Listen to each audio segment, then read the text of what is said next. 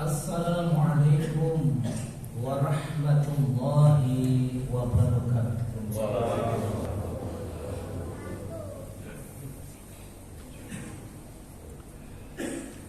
Allahu Akbar, Allahu Akbar, Allahu Akbar, Allahu Akbar. Asyhadu an la ilaha illallah.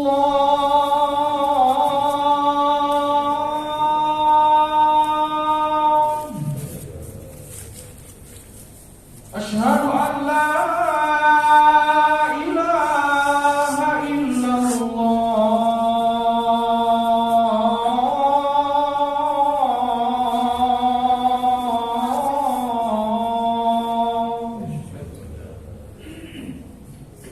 Asyhadu anna Muhammadar Rasulullah.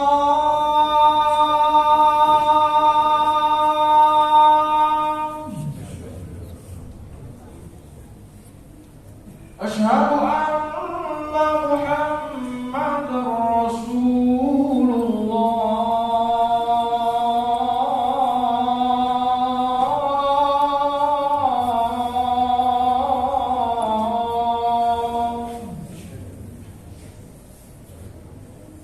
Hayya 'alas shalah.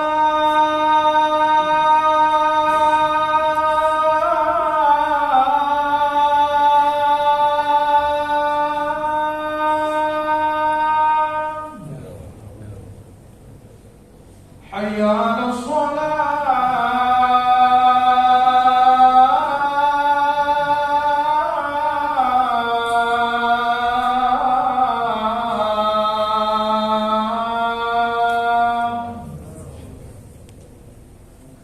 Hayya 'alal falah.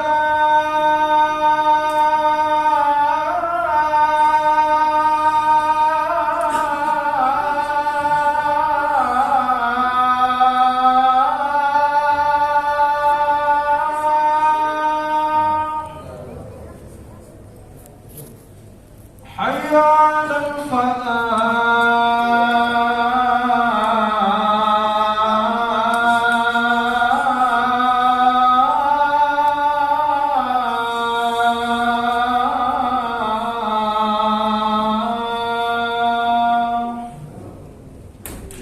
Allahu Akbar, Allahu Akbar.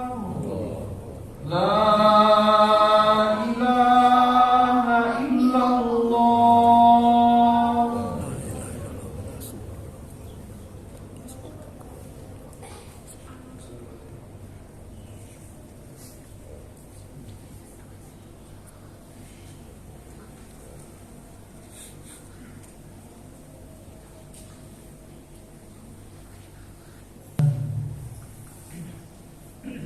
Alhamdulillahilladzi ja'alana min khairi ummatin ukhrijat linnas.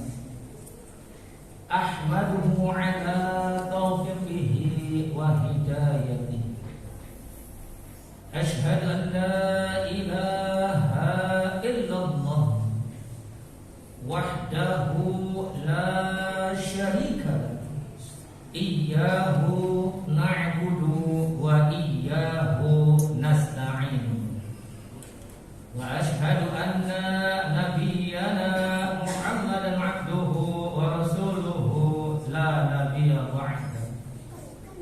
Allahumma shalli 'ala sayyidina Muhammadin wa 'ala alihi wa sahbihi ajma'in at-tahirin, amma ba'd. Fa ya ibadallah, ittaqullaha haqqa tuqatih wa la tamutunna illa wa antum muslimun. Qala Allah ta'ala fil Qur'anil Karim. A'udzu billahi minasy syaithanir rajim. Bismillahirrahmanirrahim. Innama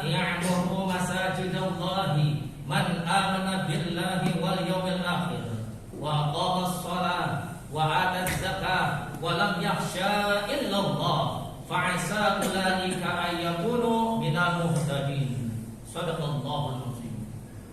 Alhamdulillah, malah segenap puja-puji dan syukur kita panjatkan kepada Allah yang atas berkat berbagai macam nikmatnya, sehingga pada hari ini 14 Muharram 1444 Hijriah diperkenankan kita oleh Allah untuk melaksanakan satu ibadah, yaitu sholat Jumat berjamaah.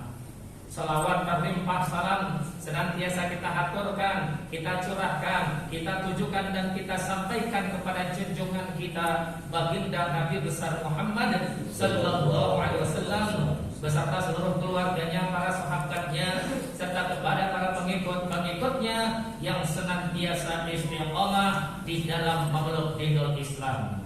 Selanjutnya khatib ingin berwasiat wabil khusus untuk diri khatib pribadi dan umumnya bagi kita jamaah Jumat sekalian, malah senantiasa kita tingkatkan iman dan takwa kita kepada Allah, sehingga kita niatkan hidup kita adalah hidup untuk Islam, dan insya Allah kita berharap nanti meninggalnya pun dalam keadaan Islam. Mu'asirul muslimin sidang Jum'ah rahimakumullah.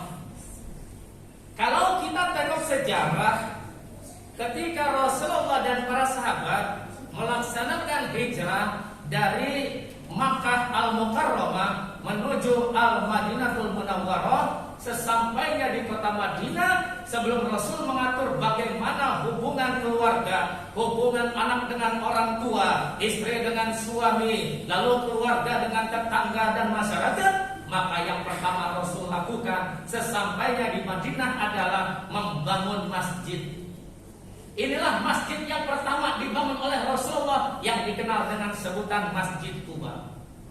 Hadirin sidang Jumat rahimakumullah, dari riwayat sejarah tadi nampak bisa diambil satu kesimpulan, masjid adalah merupakan bentengnya umat Islam, masjid merupakan denyut nadinya umat Islam, masjid merupakan nyawanya umat Islam.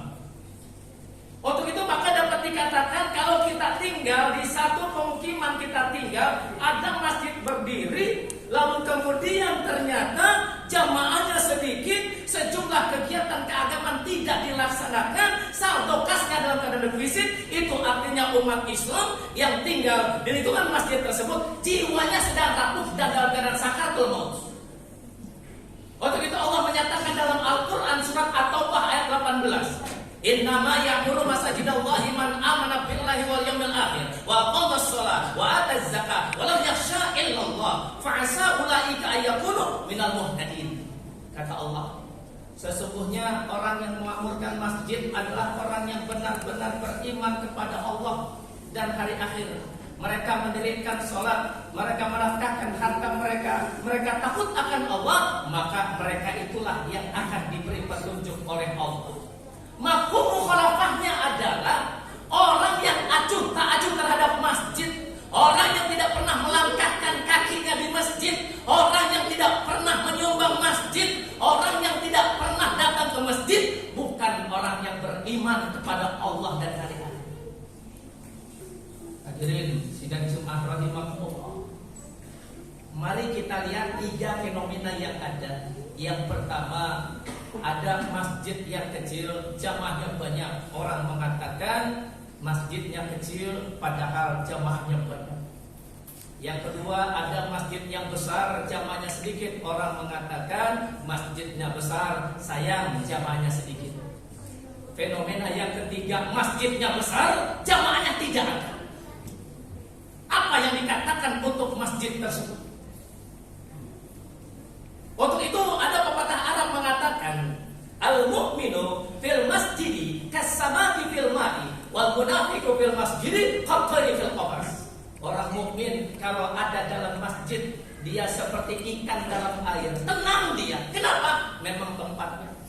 Tapi kalau ada orang munafik dalam masjid, dia tak ubahnya seperti burung dalam sangkar. Tidak bertahan dia, tidak mau berlama-lama, maunya cepat keluar, maunya cepat bubar. Walaupun sangkarnya terbuat dari sangkar emas.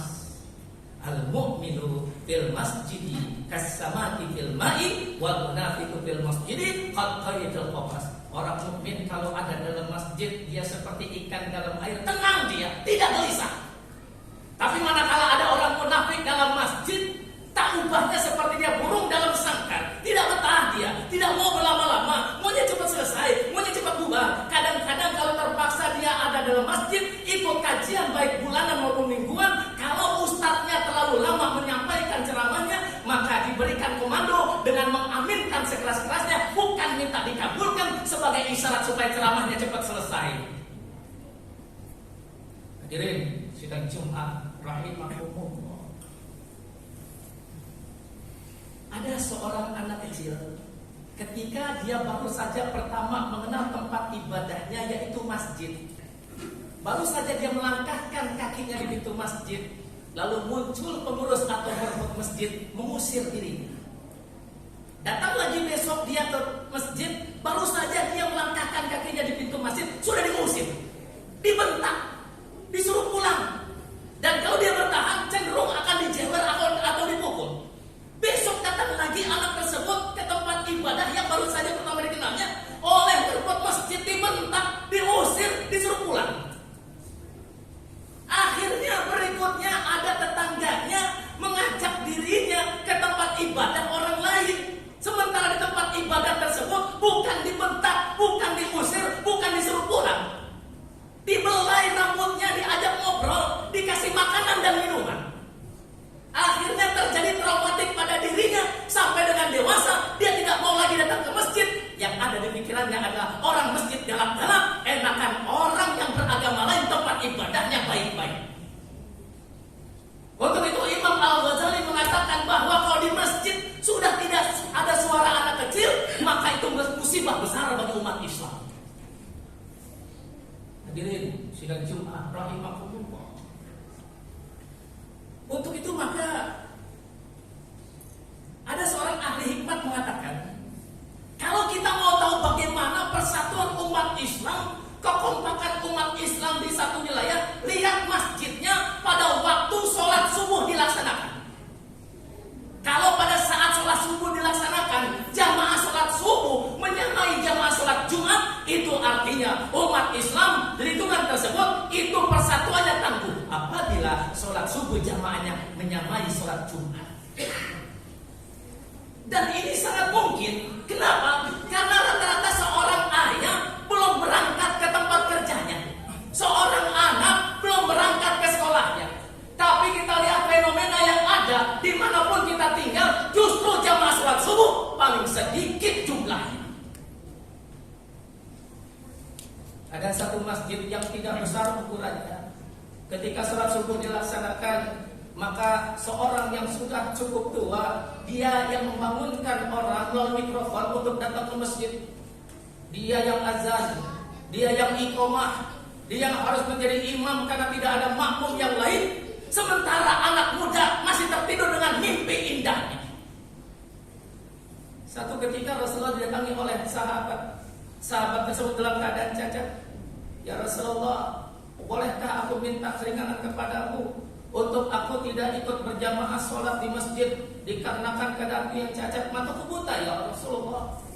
Lalu Rasul bertanya, apakah kau punya penuntun? Tidak ada ya Rasul. Baik kalau begitu, sholatlah saja kau di rumah. Terima kasih ya Rasulullah. Namun ketika sahabat ini beberapa langkah meninggalkan Rasul, Rasul memanggil kembali. Wahai sahabat, apakah kau mendengar kumandang azan? Dengar ya Rasulullah. Kalau gitu cukuplah itu menjadi penuntun kamu untuk datang ke masjid guna melaksanakan sholat berjamaah. Orang yang buta saja, yang cacat fisiknya, yang tidak mengetahui bagaimana keadaan sekitarnya, masih sangat dianjurkan oleh Rasul untuk datang ke masjid. Bagaimana dengan kita yang tidak cacat, tidak tuli, tidak buta, sehat walafiat, tapi berat melangkahkan kaki kita ke masjid? Ada orang yang mengaku beragama Islam, tidak pernah menginjak masjid, tidak pernah ikut berjamaah di masjid, tidak pernah urun rambut di masjid, tidak pernah dia menyumbang masjid. Sekalinya datang ke masjid dalam keadaan meninggal dunia, digotong oleh keluarga dan tetangga-tetangganya untuk disolatkan dalam masjid. Hadirin sidang Jumat rahimakumullah. Terkadang pengurus masjid dilematis. Ketika masjid selesai pelaksanaan sholat 5 waktu, lalu kemudian ruang masjid tetap dibuka, maka tidak sedikit peralatan masjid yang hilang. Tromol hilang, mikrofon digondol orang, jam dinding hilang. Akhirnya pengurus berembuk, setelah sholat berjamaah, pintu utama dikunci. Orang berkata lagi, masjid seperti museum. Ma'asyiral muslimin, sidang Jumat rahimahullah. Inilah fenomena yang ada di sekitar kita. Untuk itu maka kalau kita menyatakan benar-benar hamba Allah yang beriman kepada Allah dan hari akhir, maka menurut surat At-Taubah ayat 18, makmurkan masjid kita. Innama ya'muru masajidallahi man amana billahi wal yaumil akhir. Sesungguhnya orang yang memakmurkan masjid itu adalah orang yang benar-benar beriman kepada Allah dan hari akhir. Maka kebalikannya adalah kalau kita acuh tak acuh kepada masjid kita cuek saja, maka kita bukan termasuk orang yang beriman kepada Allah dan hari akhir. Mudah-mudahan Allah Subhanahu wa ta'ala mengkategorikan kita sebagai hamba-hambanya yang senantiasa memakmurkan masjid, dan mudah-mudahan sesibuk apapun kita, seberat apapun tugas kita, jangan pernah lepas dari masjid kita. Tinggi ilmu pengetahuan kita, maju teknologi kita, jangan tinggalkan masjid kita, karena masjid adalah merupakan bentengnya umat Islam. Masjid merupakan denyut nadinya umat Islam. Masjid merupakan nyawanya umat Islam. Jangan sampai masjid kita tambahnya nyawa kita yang sedang sekarat karena kita tinggalkan dari kehidupan kita. Kalau Allah berkata dalam Al-Qur'anul Karim, A'udzubillahi minasyaitonir rajim, Bismillahirrahmanirrahim. Wal 'ashr innal insana lafi khusrin illa alladziina aamanu wa amilus wa tawassaw bil haqqi wa tawassaw bis sabr. Barakallahu lakum fil Qur'anil Karim wa nafa'ani wa iyyakum bima fihi minal ayatil dzikril hakim. Fataqabbal minni wa minkum tilawatahu innahu huwal ghafurur rahim. Alhamdulillahilladzi arsala rasulahu bil huda wa dinil haqq liyudhhirahu kulli wa kafa billahi shahida. Asyhadu an la ilaha illallah wa asyhadu anna Muhammadar Rasulullah. Allahumma shalli ala sayyidina Muhammad wa ala alihi wa sahbihi ajma'in. Amma ba'd. Fa ya ayyuhal hadirun, usikum wa iyaya bi taqwa kepada muttaqin. Faqala adami qail innallaha wa malaikatahu yusholluna 'alan nabi ya ayyuhalladzina amanu shallu 'alaihi wa sallimu taslima. Allahumma shalli 'ala Muhammad wa 'ala ali Muhammad kama shallaita 'ala Ibrahim wa 'ala ali Ibrahim wa barik 'ala Muhammad wa 'ala ali Muhammad kama barakta 'ala Ibrahim wa 'ala ali Ibrahim fil 'alamin innaka Hamidum Majid. Allahumma ighfir lil muslimina wal muslimat wal mu'minina wal mu'minat al-ahya' minhum wal amwat innaka 'ala kulli syai'in qadir.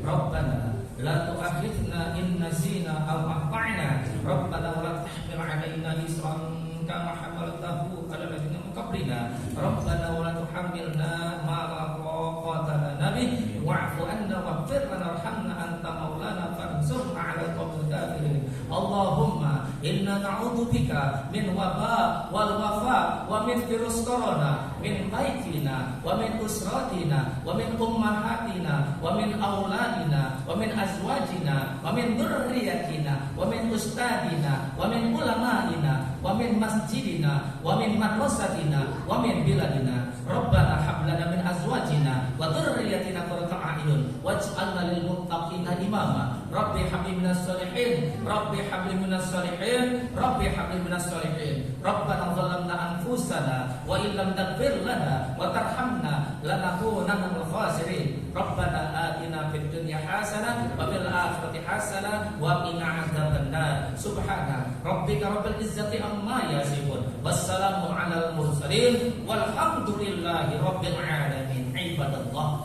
innallaha ya'muru bil ihsan wa ita'il qurba wa yanha 'anil fahsya'i wal munkar wal baghi ya'idukum la'allakum tadhakkarun wa la dzikrallahi akbar.